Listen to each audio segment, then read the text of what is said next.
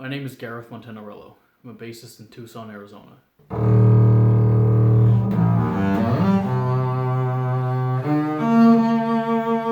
About 8 weeks ago, I set out on a project to learn how to better handle something that's affected my entire musical life. I've dealt with performance anxiety for as long as I can remember. I started playing cello in 3rd grade, and even back then, when the pressure to perform well is low, I still struggle with feelings of anxiety and perfectionism. These feelings continued throughout junior high and high school, where unfortunately they blew up into a panic disorder that affected my performance, my academics, and my social life. Thankfully, I no longer suffer panic attacks and I'm comfortable performing, especially in groups, but I still struggle in auditions and solo performances. So that brings me to about 8 weeks ago. I was thinking about the auditions I've done where I prepped for months, went in feeling fine, then fell apart within the first few measures. The dissatisfaction of this happening again prompted me to find some new ways to learn how to control anxiety before the next audition. At least once a week for 8 weeks, I'll put myself in a performance situation that makes me uncomfortable.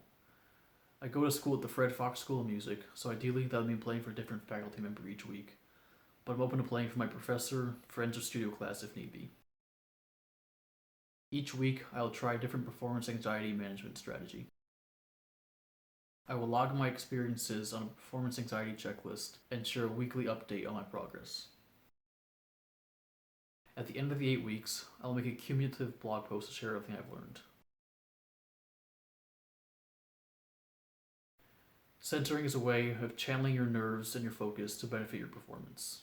So here's a quick rundown of how centering works. This is adapted partially from Don Green's book, Audition Success, and also from the Bulletproof Musician website. So step 1 is to form a clear intention of what you want to accomplish when you finish centering. It's best to do this with descriptive language, such as, I want to play with conviction and intensity as opposed to, I just want to play well. Step 3 is to breathe deeply and take 3 to 5 abdominal breaths. This helps relax you and minimize the fight or flight response. Step 4 is to monitor your whole body and release any physical tension you might be feeling. Step 5 is to focus on your center, which is located about 2 inches in from your belly button, and take 3 to 5 more deep breaths. For step 6, you should repeat the cue or the intention you created for step 1, and take another 3 to 5 breaths to embody the end goal you want to achieve. For step 7, direct your energy to your focus point and play. This technique is one I learned from a professor at school. She suggested that I find a persona I can step in each time when I play bass. As corny as it sounds, and because I'm a big fan of Van Heldenleben, I chose to take on the persona of a hero when I play. This has been surprisingly helpful. It's given me a new way to push aside the nerves and feel stronger and more fearless when I'm playing. Mental practice is something I do a lot of, partially because I'm lazy, and then partially because it's just as effective as actually playing your instrument. For this project, I enhanced my mental and physical practice sessions by imagining myself in anxiety-inducing situations. This simulation of pressure was helpful, as it forced me to rely on the other techniques I've been working on to control the simulated nerves when they came up.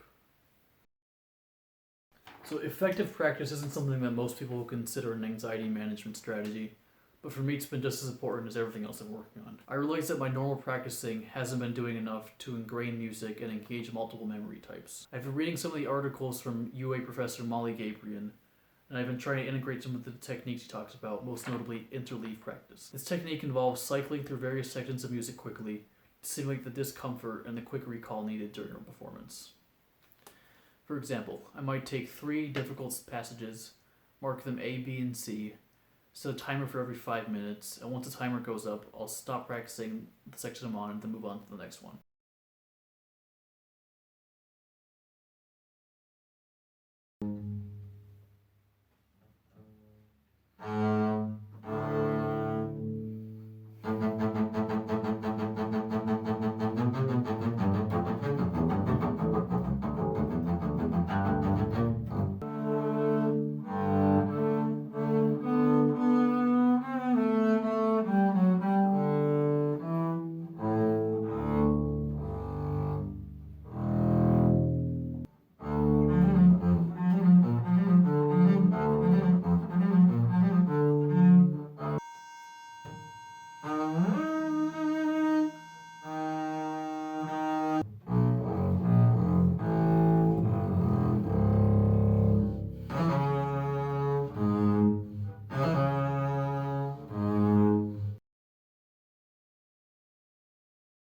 Here are some other things I found helpful during this project. Since rhythm and tempo are usually the first things I lose track of when I'm auditioning, I've been playing everything with this app called Time Guru that randomly drops beats as you're playing. This helps ingrain the tempo and the rhythm more profoundly than just typical mindless metronome practice. I should have mentioned this before, but I realized early on in this project I'm never going to get rid of performance anxiety. The best I can do is channel it to my benefit, and ultimately, embrace and get used to the discomfort.